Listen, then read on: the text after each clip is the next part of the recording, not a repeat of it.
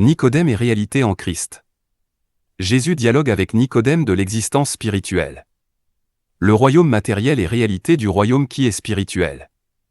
À moins qu'une personne ne naisse d'en haut, elle ne peut voir le royaume de Dieu. Vous souvenez-vous de la conversation que Jésus a eue avec Nicodème? On nous dit que Nicodème était un docteur, grand maître enseignant d'Israël. Jean chapitre 3, verset 10. Cela signifiait qu'il connaissait bien les Écritures. Jésus lui a dit: « Je te dis en vérité, à moins qu'une personne ne naisse d'en haut, elle ne peut voir le royaume de Dieu. Je te dis en vérité, à moins qu'une personne ne naisse d'eau et d'esprit, elle ne peut entrer dans le royaume de Dieu. » Jean chapitre 3, versets 3 à 5. Remarquez bien, Jésus parlait du royaume de Dieu, qui était réel, mais invisible pour ceux qui ne naissent pas d'en haut, c'est-à-dire, de l'Esprit de Dieu. Le royaume était réel, mais invisible. En d'autres termes, c'était une réalité spirituelle qui nécessitait une perspective transformée, avec une compréhension renouvelée, pour être vue ou perçue. Cependant, Nicodème était confus. Il voyait seulement un royaume physique, de construction matérielle. Moi aussi, j'avais une compréhension naturelle des paroles de Jésus, pensant à la nouvelle création et aux nouveaux cieux et à la nouvelle terre comme une nouvelle création matérielle des cieux célestes et de la terre terrestre. Nicodème a donc posé à Jésus une question basée sur sa compréhension naturelle et physique. Comment un homme peut-il naître quand il est vieux? Peut-il entrer une seconde fois dans le ventre de sa mère et naître? Jean chapitre 3, verset 4. Mais Jésus a dit à Nicodème que, une fois que vous êtes né d'en haut, c'est-à-dire une fois que vous êtes une nouvelle créature en Christ, vous verrez ce royaume. Eh bien, comment peut-on voir ce qui est spirituel? Seulement en comprenant que le royaume de Dieu ne vient pas de manière à attirer l'attention, et on ne dira pas, voici, il est ici, ou, voilà, il est là. Car voici, le royaume de Dieu est au milieu de vous. Luc chapitre 17 versets 20 à 21. Gloire au Seigneur. Le royaume de Dieu est en vous. L'enfant de Dieu est, le lieu de résidence, de Dieu, une fois que vous êtes une nouvelle créature en Christ. Le peuple corporel de Dieu, c'est le corps de Christ, qui est aussi le royaume, le domaine et le temple de Dieu, composé de pierres vivantes. Amen. Remarquez que Jésus parlait d'un véritable royaume, mais pas d'un royaume matériel. Le nouveau royaume de Dieu n'est pas fait de briques, de mortier et de terre avec des murs, des portes et des frontières. C'est une réalité spirituelle et maintenant, tout comme ces nouvelles créatures sont spirituelles et maintenant. Le fait est que Nicodème, en tant qu'enseignant des Écritures, aurait dû comprendre ce que Jésus avait dit. En fait, Jésus lui a reproché et lui a dit, « Es-tu le maître d'Israël, et tu ne comprends pas ces choses ?» Jean chapitre 3, verset 10. Jésus ne pouvait pas croire qu'un enseignant des Écritures puisse avoir seulement une compréhension matérielle et physique des choses concernant le royaume des cieux spirituels, qui en même temps inclut la nouvelle création, les nouveaux cieux et nouvelles terres. Les yeux de Nicodème étaient encore aveugles spirituellement et ses oreilles ne pouvaient pas encore entendre et comprendre. Si vous croyez que la nouvelle création nécessite une destruction physique future et une reproduction du monde matériel, alors vous devez renouveler votre compréhension. La nouvelle création est une réalité spirituelle dans la nouvelle alliance qui existe maintenant pour tous les croyants en Christ. Il a tout dit en parabole. Les Écritures ont été écrites d'abord pour le peuple hébreu et par des Hébreux, dans leur langue, en utilisant leurs idiomatismes et en s'appuyant sur leur culture et leur époque. Lorsque j'ai étudié les enseignements de Christ concernant le royaume des cieux, j'ai réalisé que tous ceux qui aiment Dieu ne le comprennent pas. Je veux que tous les croyants voient qu'en Christ, ils sont de nouvelles créatures vivant dans sa nouvelle création dès maintenant. Je veux que vous voyiez le royaume des cieux comme Jésus l'a vu.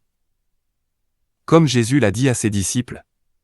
À vous, il a été donné le secret du royaume de Dieu, mais pour ceux qui sont en dehors, tout est en parabole. Marc chapitre 4, verset 11. Vous voyez? Jésus nous a déjà dit que le royaume des cieux était un secret donné seulement à ceux qui le suivent. Non seulement cela, mais tout ce qui concerne ce royaume est en parabole. Une parabole est un enseignement qui utilise le connu pour représenter l'inconnu, elle utilise le visible pour représenter l'invisible, elle utilise le terrestre pour représenter le céleste, oui, elle utilise le naturel et le matériel pour représenter le spirituel. Vous souvenez-vous quand Jésus a dit aux Juifs? C'est écrit dans l'Épître selon Jean, chapitre 6, versets 53 à 55. Jésus leur dit, « En vérité, en vérité, je vous le dis, si vous ne mangez la chair du Fils de l'homme, et si vous ne buvez son sang, vous n'avez point la vie en vous-même. Celui qui mange ma chair et qui boit mon sang a la vie éternelle, et je le ressusciterai au dernier jour. Car ma chair est vraiment une nourriture, et mon sang est vraiment un breuvage. Attention! Quoi? Qu'est-ce qu'il a dit? Manger sa chair et boire son sang, Jésus enseignait le cannibalisme. Ou bien, il parlait en parabole? Vous savez certainement qu'il parlait en parabole. Il a aussi expliqué cette parabole à ses disciples, montrant que sa chair et son sang représentent ses paroles et ses enseignements. Quiconque croyait et suivait les enseignements de Jésus participait spirituellement à lui et devenait une partie de son corps, le corps de Christ. Tout ce que Jésus enseignait était présenté comme une parabole. Dans Matthieu chapitre 13, versets 34 à 35, il est écrit: Jésus dit toutes ces choses aux foules en parabole, et sans parabole il ne leur disait rien, afin que s'accomplisse ce qui avait été annoncé par le prophète: J'ouvrirai ma bouche en parabole, je publierai des choses cachées depuis la création du monde. Donc, quand Jésus a dit « Les cieux et la terre passeront », pourquoi cela ne serait-il pas aussi une parabole? Matthieu chapitre 24 verset 35. Certaines personnes maintiennent leur compréhension naturelle. Malheureusement, il y a ceux qui continuent à s'attendre à une destruction à venir des cieux célestes et de la terre terrestre. Ils insistent et disent « Ma Bible me dit que les étoiles tomberont du ciel et que la terre sera consumée par le feu. » C'est comme si vous exigez de manger la chair réelle de Jésus et de boire son sang réel. Je sais que vous trouveriez cela ridicule, mais c'est exactement ainsi que des chrétiens d'aujourd'hui interprètent les enseignements de Jésus scientifiquement au lieu de spirituellement. C'était le même problème que les Juifs avaient avec Jésus, essayant de comprendre ses enseignements d'une perspective grecque et romaine, au lieu de la perspective du Saint-Esprit. Vous vous souvenez quand Jésus leur a dit « Détruisez ce temple, et en 3 jours je le relèverai. » Les Juifs ont alors dit « Cela a pris 46 ans pour construire ce temple, et tu le relèveras en 3 jours ?» Mais il parlait du temple de son corps. Jean chapitre 2, versets 19 à 21. Voyez-vous, nous avons le même problème aujourd'hui. Jésus parlait de son corps spirituel, le corps de Christ, aussi connu comme le temple de l'Esprit de Dieu, qui deviendrait le temple du nouveau peuple de cette nouvelle alliance de Dieu, revêtu des nouveaux cieux et de la nouvelle terre. Tout cela était une façon de parler en parabole pour signifier que Jésus était le nouveau Adam, le chef de famille de la nouvelle alliance de Dieu et les nouveaux enfants de Dieu nés de son esprit. C'était le temple qu'il relèverait. Tout comme les Juifs, les gens d'aujourd'hui imposent leur propre compréhension naturelle et scientifique à l'enseignement spirituel de Jésus. Cependant, j'ai découvert et accepté, quelque peu, irrité, que les Écritures, bien qu'écrites pour tous, n'étaient pas écrites à tous. Cela signifie que les Écritures ont d'abord été écrites pour le peuple hébreu et par des Hébreux, dans leur langue, en utilisant leurs idiomatismes et en s'appuyant sur leur culture et leur époque. Pour rendre ces écrits pertinents, je devais comprendre ce que Jésus voulait dire quand il parlait d'être né d'en haut, de venir dans les nuées et du passage des cieux et de la terre. J'avais besoin d'avoir l'Esprit de Christ pour comprendre ce qu'il voulait dire il y a 2000 ans, et non ce que ces mots signifient aujourd'hui dans notre culture moderne et scientifique. La bonne nouvelle de la création de maintenant, en notre temps, aujourd'hui. La bonne nouvelle est, en Christ, vous êtes une nouvelle créature de la nouvelle création de Dieu dès maintenant. L'enseignement apostolique concernant les nouvelles créatures de la nouvelle création n'a jamais été sur une nouvelle ou une création matérielle renouvelée peuplée de saints dans des corps physiques recréés ou régénérés.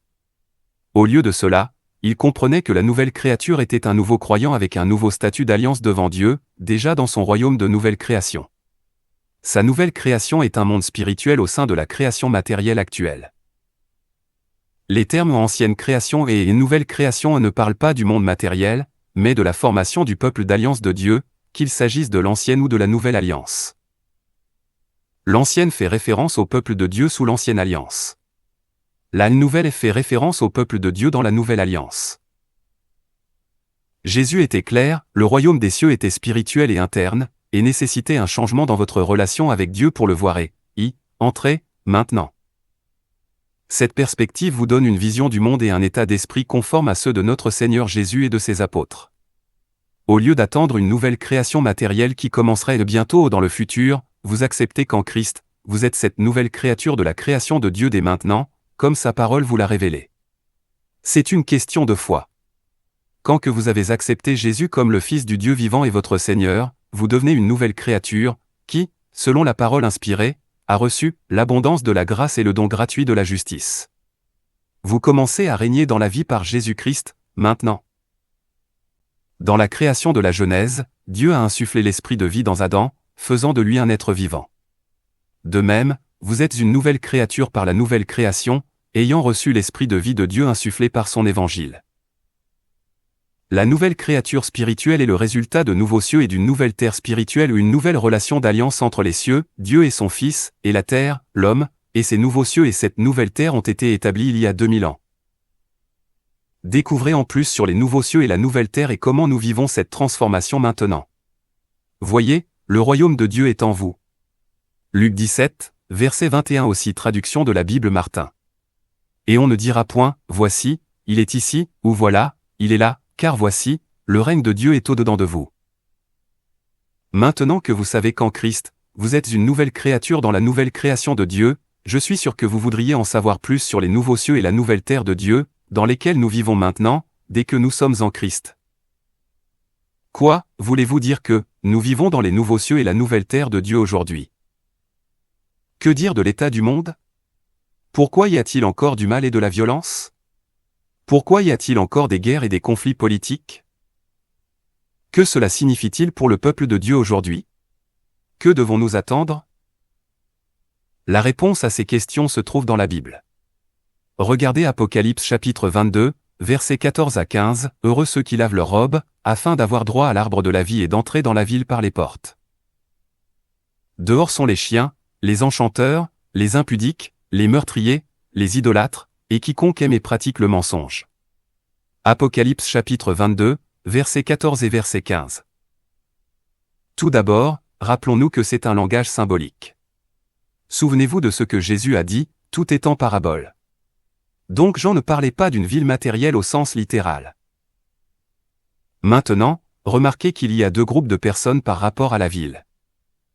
Ceux qui ont accès à la ville. Ceux-ci ont lavé leurs robes. Ce sont des enfants de Dieu. Ceux qui sont dehors de la ville. Ce sont les incroyants, chiens, enchanteurs, impudiques, meurtriers, idolâtres, quiconque aime et pratique le mensonge. Ceux-ci n'ont aucune relation de vérité avec Dieu. Les deux groupes coexistent dans la nouvelle terre. C'est exactement comme cela aujourd'hui. Le peuple de Dieu est citoyen de sa ville sainte, la Nouvelle Jérusalem, et de son royaume spirituel, existant sur terre, aux côtés des pécheurs et des incroyants maintenant. Rappelez-vous ce que Jésus a dit au sujet du royaume de Dieu. Il a dit, « Voici, le royaume de Dieu est en vous. » Cependant, les incroyants selon Apocalypse chapitre 22, verset 15, c'est ceux qui sont à l'extérieur de la nouvelle ville. Ils ne sont pas dans le royaume, ni le royaume en eux. Nous comprenons ainsi les 8 positions en esprit et en vérité lorsque nous sommes entrés en Christ dans la nouvelle alliance. Jésus-Christ, nouvel Adam, meilleur que l'ancien Adam. Nous entrons dans la nouvelle création, elle est meilleure que l'ancienne création.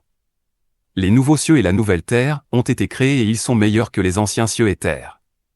Nouvelle Jérusalem, nous entrons, et elle est meilleure que l'ancienne Jérusalem. Nouveau temple, formez ce temple spirituel composé de pierres vivantes. Il est meilleur que l'ancien temple. Nous sommes le nouveau sacerdoce, il est meilleur que l'ancien sacerdoce. La nouvelle loi, elle est meilleure que l'ancienne loi. Nouvelle créature, vous pouvez être une nouvelle créature et c'est mieux que l'ancienne créature.